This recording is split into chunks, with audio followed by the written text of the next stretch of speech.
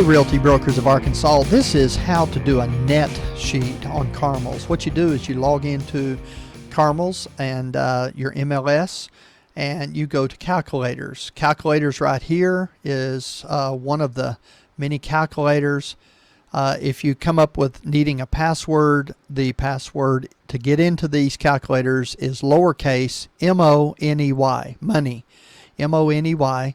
Is the password to get into these calculators. You'll notice everything says buyers except one, and that is for, guess who? Seller. So the buyer's cost estimate for cash, there's conventional, VA, FHA, and rural development. Let's just go to net proceeds, which is how to give a seller an estimated. Now, let me just really influence or urge you to clarify that estimated means estimated.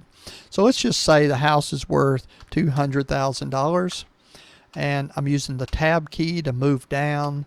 You can put in their present mortgage balance, $100,000, let's say. Interest rate is going to be 5.0% that they owe. There's no prepayment penalty. They don't have a second mortgage. I'm hitting the tab key as I go down. And prepayment penalty, no. Real estate fee, well, 6.0, 6% or 5% or 7% or 10%. Amount of cost, buyer's cost paid. That is what they're selling it at $200,000. They've agreed to pay $5,000 of the buyer's cost. So I'm putting in $5,000 minus the period at. The decimal. Title policy, it automatically figures these things. You'll notice how it gives you a formula here on how to do that.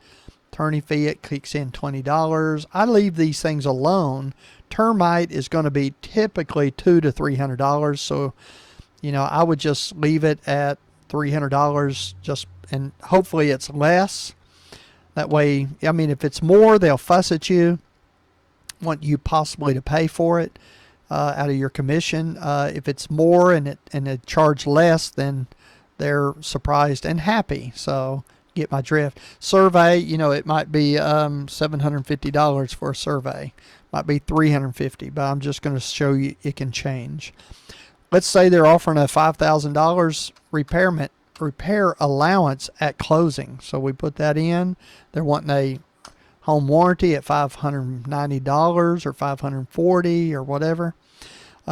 We don't mess with the appraisal fee. That has to do with the buyer.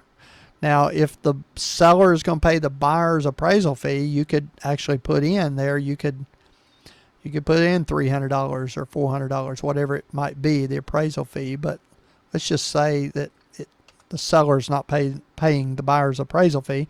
Annual taxes, well, that'll be settled out. I always tell people I don't know what the taxes owed are. The title company will research that. Your taxes will be settled at the closing. So if you haven't paid your property taxes, they will settle that. I don't mess with that typically. Revenue stamps, that's automatically figured. Closing fee, automatically figured. Usually pretty close. Well or a septic tank inspection, that's out in rural areas. Other bonds, liens, maybe there might be a lien against the house. If you know about it or if they know about it, you could plug that in. Typically I leave that alone, let them figure it out. Usually they know if there's a lien and they're not going to tell you, so I just usually don't even mess with it. Tax service, miscellaneous expenses, and I usually just put the address. Let's just go say ABC Street.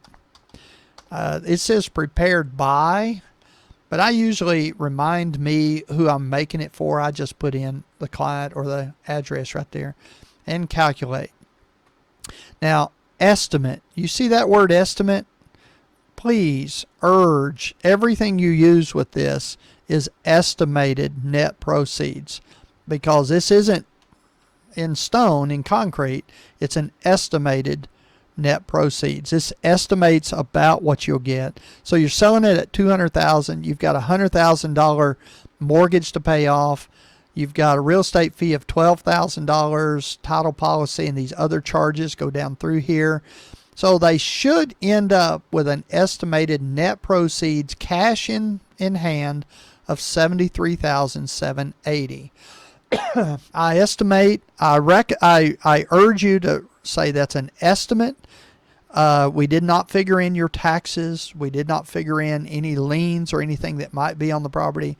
So just at face value, it will be less, more than likely, or close to, but they will be settled taxes, and any costs not paid with the property will be taken out of this. So, 72, 70, somewhere above 70,000, depending on taxes and anything else.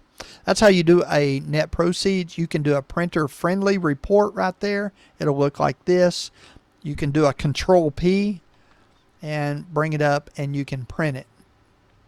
If you don't want to print it, if you're like working at Starbucks, then you can go to Microsoft Print to PDF, put it to color. Why not? Because it's printing to your hard drive, and you can print. It'll come up and say where you want to put it, and you can just put it wherever you want to, and give it a